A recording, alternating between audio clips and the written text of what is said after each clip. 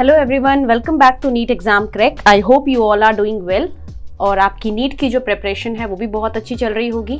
सो बेटा, आज मैं आपके लिए लेकर आई हूँ वीडियो जिसमें हम लोग बात करेंगे पेडिग्री एनालिसिस क्या होता है और उसमें कौन कौन से सिंबल्स यूज होते हैं। ठीक है, सो लेट्स बिगिन। सबसे पहली चीज आपको याद रखनी है कि पेडिग्री एनालिसिस जो होता है it is a method to study human genetic disorders. Okay, क्या है ये? It is a method to study human genetic disorders. Human genetic disorders जो हैं हम वो इससे स्टडी कर सकते हैं, इससे पता लगा सकते हैं। ठीक है, पेडिग्री जो होता है it is basically a family tree.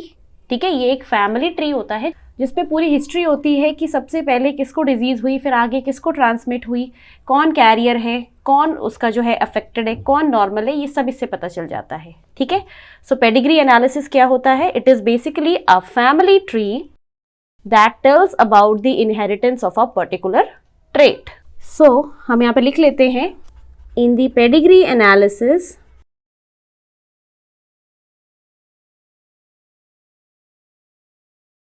the inheritance pattern of the inheritance of a particular trait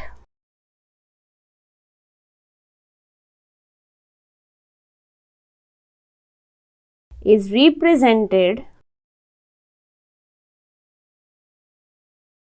in the family tree over generations.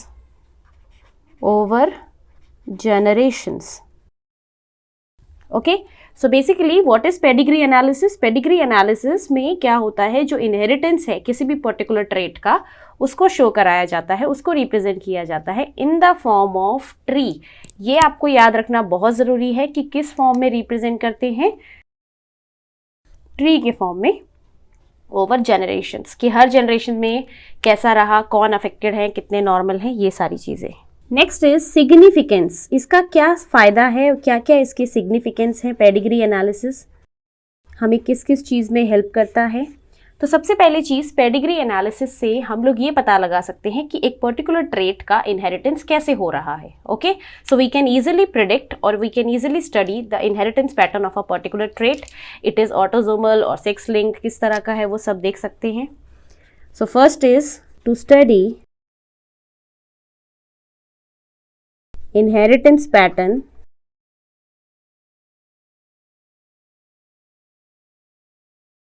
of a particular trait।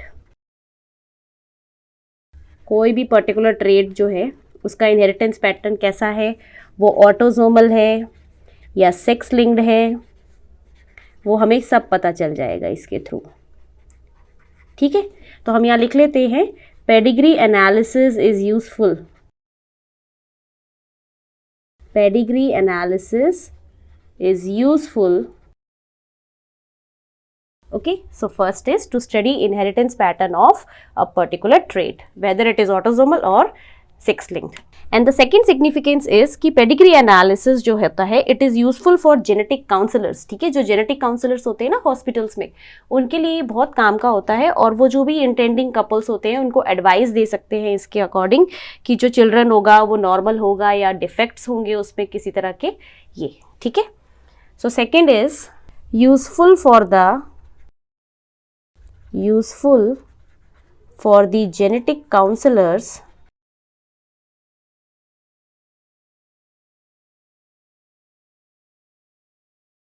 to advise intending couple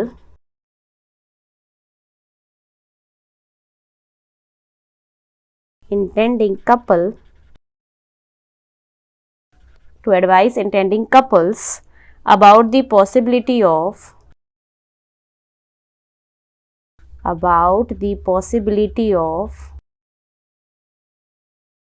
children with defects,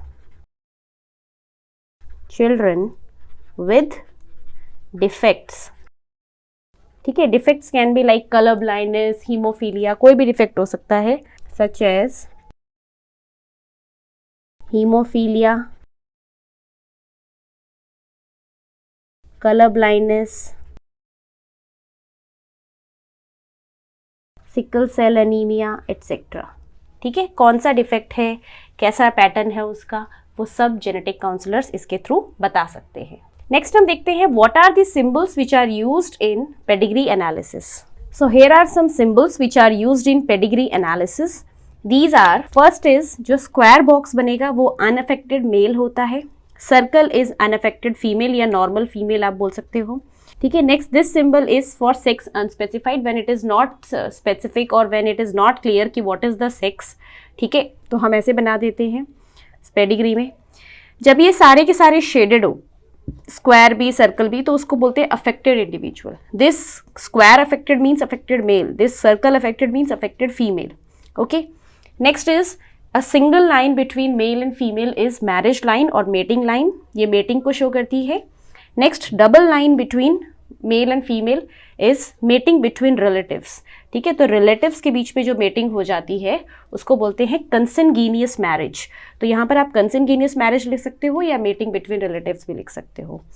next is जब इस तरह से symbol बनाते हैं हम, ऊपर एक mail और फीमेल पेरेंट जनरेशन को वो रिफ्लेक्ट करता है, और जो नीचे एरो आकर और जितने भी इंडिविजुअल्स इससे अटैच रहते हैं मेटिंग लाइन से, देखो ये दोनों के बीच में जो लाइन है वो है मेटिंग लाइन, और इससे जो नीचे लाइन निकल रही है उसको बोलते हैं चिल्ड्रन की लाइन, कि वो ऑफस्प्रिंग को रिफ्लेक्ट करती है।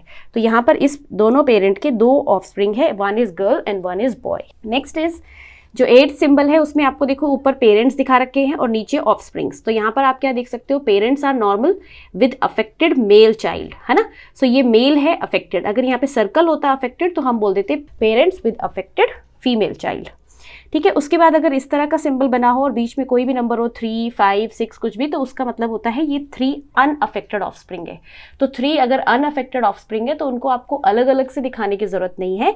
ठीक है, आप उनको सिंपल ऐसे सिंबल में लिख के और उसके अंदर नंबर लिख सकते हो, आपको सारे बनाने की जरूरत नहीं है। तो इसका मतलब है 3 are unaffected offsprings. But sex क्या है उनका वो स्पेसिफाइड नहीं है, उसमें से कितने मेल हैं कितने फीमेल है इट इज नॉट क्लियर, इसलिए हम ये सिंबल बना रहे हैं सेक्स अनस्पेसिफाइड का।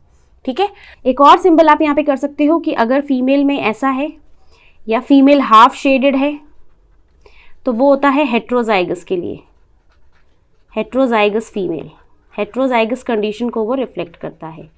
ठीक है, अगर मेल जो है वो भी हाफ शेडेड है, पूरा कंप्लीट नहीं है, तो उसको भी हेट्रोजाइगस कंडीशन ही बोलते हैं। और ऐसी हेट्रोजाइगस कंडीशन जो फीमेल्स में होती हैं, सच फीमेल्स आर कैरियर फीमेल्स। कैसी होती हैं वो, कैरियर फीमेल्स। ठीक है, तो ये 2 थोड़े एडिशनल है जो एनसीईआरटी में नहीं दिए हैं, बाकी जो ये 9 पूरे दिए हैं ये एनसीईआरटी के सिंबल्स हैं, आप इनको एज इट इज कर सकते हो। इनके अलावा कुछ आपको पढ़ने की जरूरत नहीं है, इसके बाहर कोई भी क्वेश्चन नीट में नहीं आता है। ठीक है, so this is all about pedigree analysis. अगर आपको वीडियो अच्छी लगी है तो वीडियो को लाइक और शेयर जरूर करिए। अगर आप मेरे चैनल पर नए हैं तो चैनल को भी सब्सक्राइब कर लीजिए, बिल्कुल फ्री ऑफ कॉस्ट है और आपको यहाँ पे फ्री नीट रिलेटेड वीडियोस मिलती हैं। तो चलिए फिर मिलते हैं नेक्स्ट वीडियो में, तब तक पढ़ाई करते रहिए, अपना ख्याल रखिए। All the very best and thank you so much for watching. Stay blessed, stay happy.